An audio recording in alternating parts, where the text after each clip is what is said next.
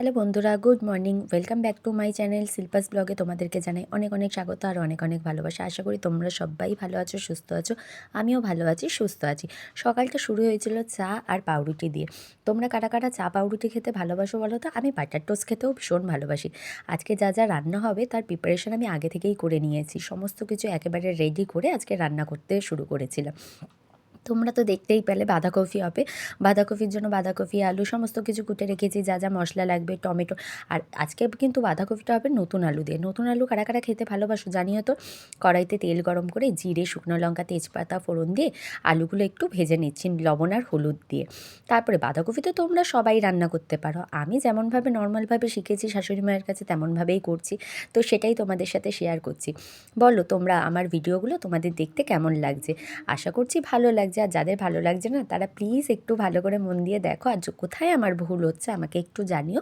আমি অবশ্যই আমার ভুলগুলো শুধরে নেওয়ার চেষ্টা করব। আর যারা যারা এখনও চ্যানেলটা সাবস্ক্রাইব করোনি, যাও ঝটপট করে গিয়ে আমার চ্যানেলটা একটু সাবস্ক্রাইব করে দাও। আর পাশে থাকা বেল আইকনটা বাজিয়ে দাও, যাতে আমি যখনই ভিডিও ছাড়ি কিংবা লাইভে আসি তোমাদের কাছে নোটিফিকেশান পৌঁছে যায়। শীতকালে বাঁধাকপি হবে আর কড়াইশুঁটি আর ধনেপাতা থাকবে না, সেটা কি কখনো হয় বলো? এই কম্বিনেশান একমাত্র শীতকালেই ভালো লাগে।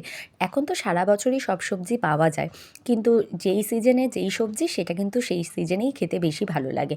তো দেখো মশলাটা কষিয়ে নিয়ে তারপরে বাঁধাকপিগুলো দিয়ে দিলাম। অনেকে বাঁধাকপি সেদ্ধ করে নেয়, হ্যাঁ আমরাও করে নিই, সেটা অফ সিজনে। কিন্তু সিজনের বাঁধাকপি আমরা সেদ্ধ করে নিই না, নর্মালি করি। এখানে দেখো একটা মশলা তৈরি করছি। আজকে একটা নতুনত্ব রান্না করব। নতুনত্ব মানে কি, এই শীতকালে একটা নতুনত্ব রান্না। এদিকে ভাতও হচ্ছে, ভাতও ফুটছে। আর হচ্ছে দেখো এই তারই মধ্যে আমার বাঁধাকপিটা রান্না করা হয়ে গেছে। আর ধনেপাতাও কুচিয়ে দিয়ে দিলাম, দিয়ে এবার নামিয়ে নেব। যদিও বা বাঁধাকপিটা জানো তো দুপুরবেলা খাবো না আমরা, কারণ দুপুরবেলা আর বাঁধাকপি খেতে ইচ্ছা করছে না। এটা হচ্ছে রাতে রুটি দিয়ে খাওয়ার তরকারিটা করে রাখলাম, কিছুটা কাজ এগিয়ে রাখলাম, নইলে প্রত্যেক দিনই রাতের বেলা আমাদের বাড়িতে রান্না হয়। আর এদিকে দেখো কড়াইতে সর্ষে ফোড়ন দিয়ে শুকনো লঙ্কা দিয়ে শিমগুলো একদম ঝিরিঝিরি করে কেটে রেখেছিলাম। এটাকে বলা হয় শিম বটি বা শিম চচ্চড়ি। তো এটা আমি আমার শাশুড়ি মার থেকেই শিখেছি। বেশিরভাগ রান্নাই আমি আমার শাশুড়ি মা, আমার দিদা কিংবা আমার মা, এই তিনটে মানুষের কাছ থেকেই শিখেছি জানো তো।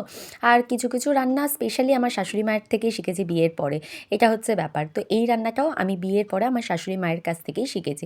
তো তেমনই লবণ হলুদ দিয়ে শিমটাকে ভাজা ভাজা করে নিয়ে আদা দিয়ে নামিয়ে নিলাম। আর এটা খেতে কিন্তু দারুণ হয়। তোমরা একবার শীতকালে এটা ট্রাই করে দেখো, কেমন লাগে তোমাদের জানিও কিন্তু। এবার হচ্ছে শীতকালে এমন একটা তরকারি রান্না করছি, তোমরা ভাববে শীতকালে কেউ এই তরকারি খায় নাকি। কিন্তু হ্যাঁ, আজ আমার খুব খেতে ইচ্ছা করছিল গে এই তরকারিটা, সেই জন্য এই তরকারিটা আজকে রান্না হচ্ছে।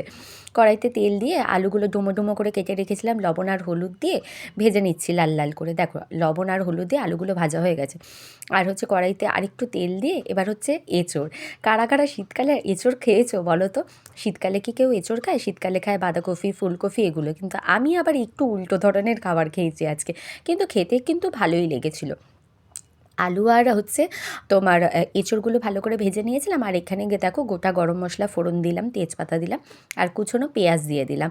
কুচনো পেঁয়াজ দিয়ে পেঁয়াজটা একটু লাল লাল করে ভেজে নেব। লাল লাল করে ভেজে নেওয়ার পরে এই যে একটা মশলা বানিয়ে রেখেছিলাম না তোমার, রসুন, আদা, কাঁচা লঙ্কা, টমেটো, সেগুলোও দিয়ে দিলাম। দিয়ে মশলাটা পেস্ট করে রেখেছিলাম ওটাও দিয়ে দিলাম। আর হচ্ছে কিছু গুঁড়ো মশলাও দিয়ে দিলাম।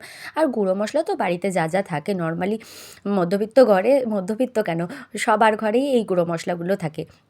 ধনে গুঁড়ো, জিরে গুঁড়ো, লঙ্কার গুঁড়ো, এইগুলো দিয়ে একসাথে মিক্স করে মশলাটা ভালো করে কষিয়ে ভেজে রাখা আলু আর হচ্ছে এঁচোড়টা দিয়ে দিলাম। এবার এটা দিয়ে কিন্তু একটু ভালো করে কষাতে হবে। যেহেতু অফ সিজনের সবজি, সেই জন্য একটু ভালো করে রসিয়ে কষিয়ে রান্না করতে হবে, নইলে কিন্তু ভালো লাগবে না।